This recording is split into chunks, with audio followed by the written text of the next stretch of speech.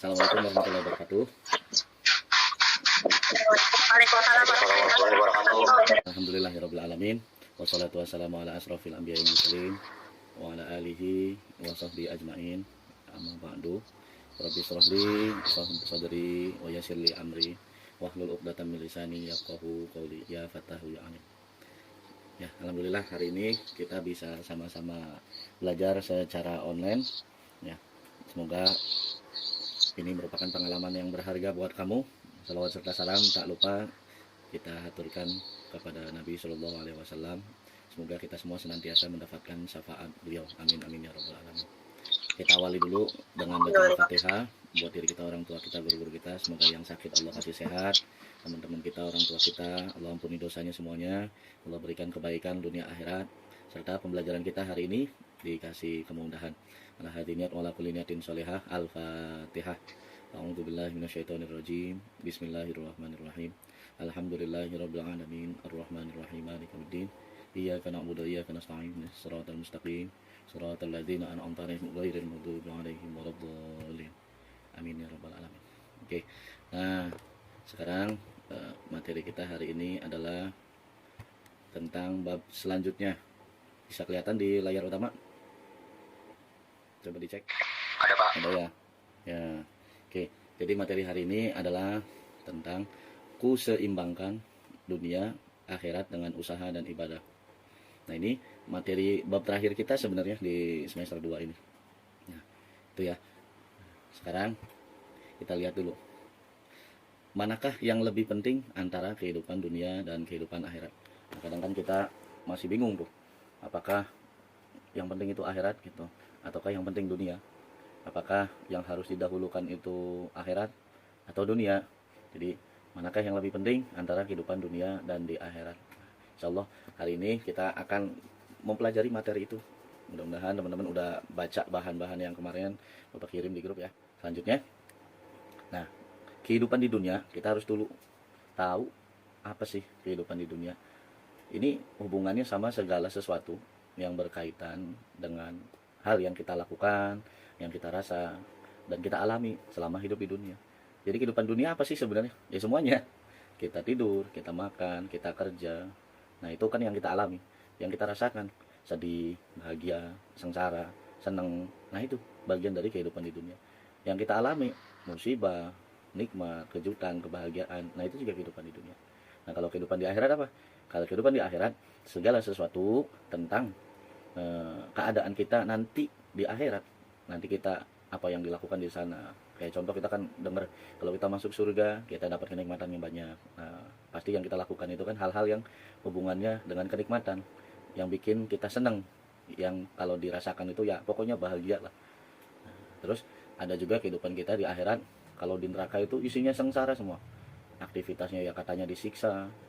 Ya Allah mengirimkan malaikat yang akan apa ya bahasanya, membalas semua dosa-dosa kita di dunia dengan siksaan. Dan pastinya kalau di akhirat kan digambarkan kita kehidupannya tidak enak sama sekali. Nah, itu kita harus tahu dulu kehidupan dunia dan di akhirat. Setelah kita tahu, balik lagi ke yang tadi. Sebenarnya manakah yang lebih penting antara kehidupan di dunia dan di akhirat? Nah, untuk menjawab itu langsung saja sederhana, Bapak akan kasih kasus nih. Kasih kasus, ada 3 kasus. Kasus pertama adalah seorang pedagang yang sangat semangat mengejar harta, tapi dia sering melalaikan sholat. Mungkin kamu sering lihat ya, tukang bakso itu dagang tuh nggak berhenti. Pembelinya ada, tapi kamu perhatiin, kayaknya kok nggak pernah sholat. Tapi sugih, kaya, mobilnya banyak. Nah, itu kasus pertama. Kasus kedua, ini kebalik. Seorang yang rajin ibadah, dia keluar rumah untuk dakwah meninggalkan istri dan anaknya di rumah. Ada nggak ya kayak gitu? Ada. Nah, jadi sebagai contoh, Bapak pernah dapat fenomena seperti ini. Dia tuh seperti ini. Saya hidupnya untuk berdakwah kepada Allah. Maka dari itu, ini waktu saya berdakwah menyebarkan agama Islam. Ada yang ngajar ngaji, ada yang ke daerah terpencil. Pergi aja. Ada yang 3 bulan, 40 hari. Tapi keluarga yang di rumahnya itu ya nggak dikasih bekal, nggak dikasih apa-apa. Itu kira-kira menurut kamu gimana? Nah, sementara yang di rumahnya itu mereka merasakan bahwa kata istrinya itu ya nggak apa-apa, itu adalah dakwah suami saya, anaknya juga sama. Itu kasus kedua. Nah, ada lagi kasus ketiga, seseorang yang sangat kaya raya, dia punya istri, punya anak, terus punya rencana karena sugih, terus dekat sama ulama. Nah ini mah dia kaya tapi Islamnya bagus lah, dekat sama ulama. Nah dia ada rencana, nanti saya kalau wafat seluruh hartanya akan saya sumbangkan ke pesantren. Udah, keluarga mah nggak usah dapat harta lagi, sumbangin semuanya ke pesantren. Biar apa? Biar bekal di akhiratnya itu banyak dan tidak jadi dosa buat anak-anaknya kelak. Nah ini ada 3 kasus ini, sok silakan kamu pilih salah satu daripada ketiganya. Nah, jadi jadikan itu masalah yang harus kamu selesaikan. Gimana cara menyelesaikannya? Menurut kamu itu baik atau tidak? Lalu yang kedua, kemukakan alasannya. Kalau bisa, ada dasarnya. Misalnya ada hadisnya, ada dalilnya, atau kata-kata ulama ya. Bebas, kamu mau pilih nomor 1, nomor 2, atau nomor 3. Nanti Bapak pilih 3 orang yang mempresentasikan ini. Ditulis ya, soalnya di buku tulis. Oke, waktunya 10 menit dari sekarang.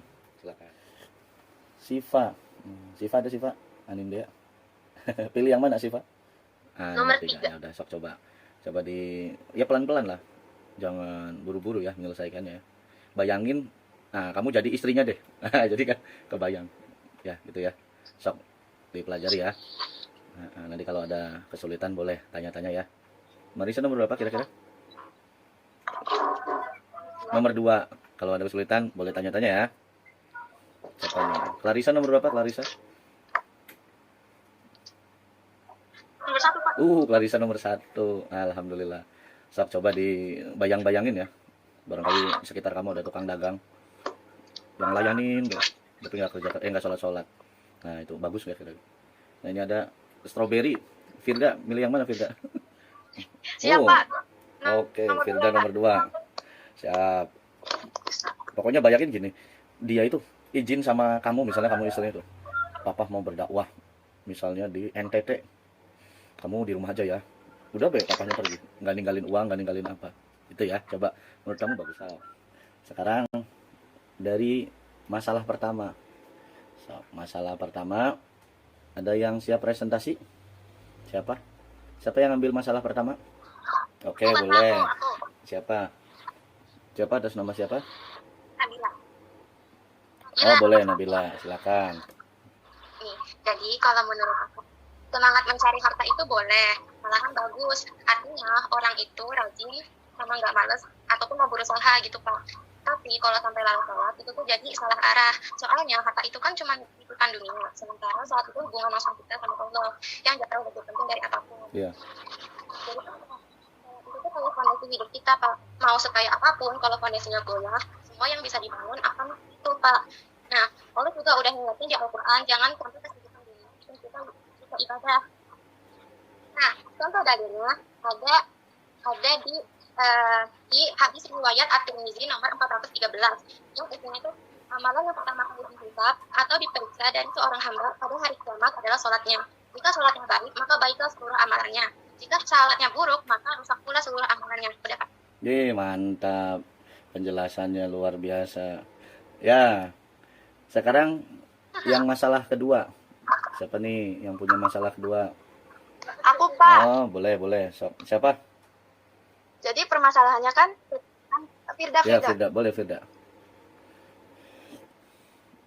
Kan masalah kedua ini kan seseorang yang sangat rajin ibadah, terus dia keluar rumah buat berdakwah, terus meninggalkan anaknya di rumah.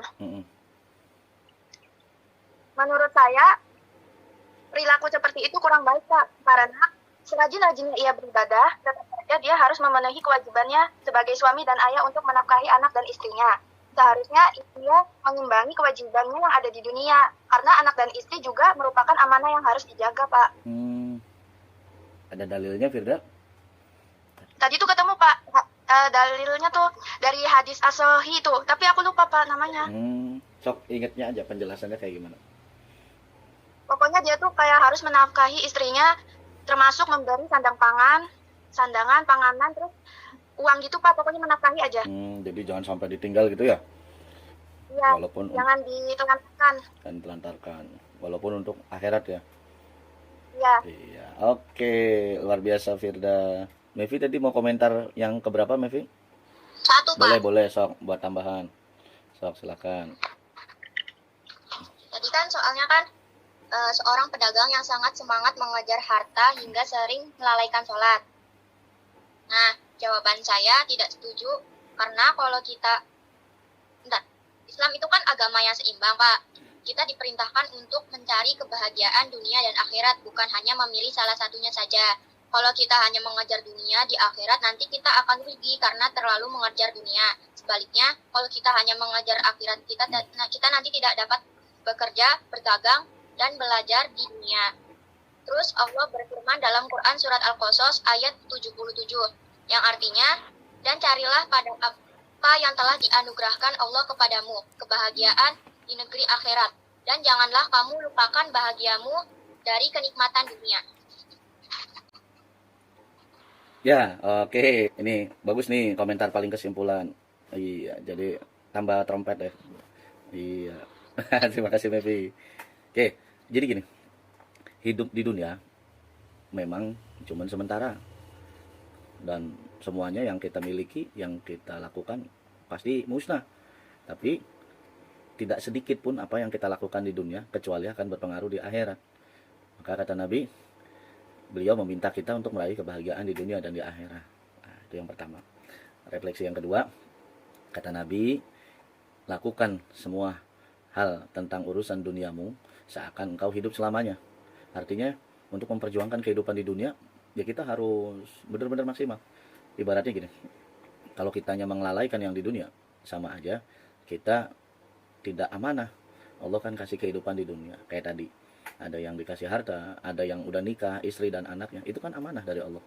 Makanya harus kita buat bahagia. Istri kita, anak kita, termasuk diri kita juga harus kita bahagia.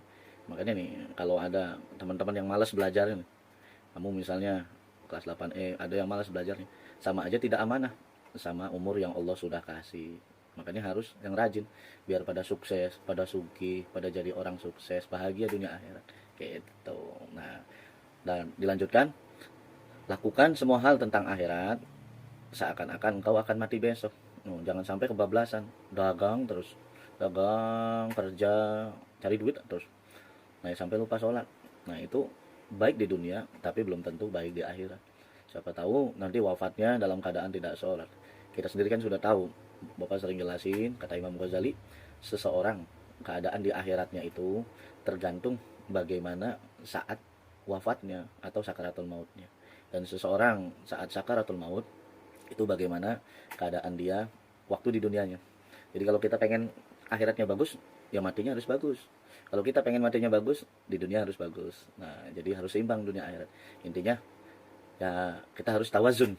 Tawazun itu hidup berimbang. Hidup berimbang antara dunia dan akhirat. Jadilah orang yang sugih, yang sukses, yang bahagia di dunia. Cita-citanya dapat diraih. Terus saat wafatnya husnul khotimah. Terus bisa masuk surga, dapat kebaikan, ketemu Allah Subhanahu wa taala. Iyalah enak kayak gitu ya. Nah, mudah-mudahan pembelajaran kali ini bisa bermanfaat untuk kita semua. Terima kasih. Allahumma muwaffiq ila aqwamit thoriq. Wassalamualaikum warahmatullahi wabarakatuh. Waalaikumsalam. Silakan Warahmatullahi wabarakatuh. on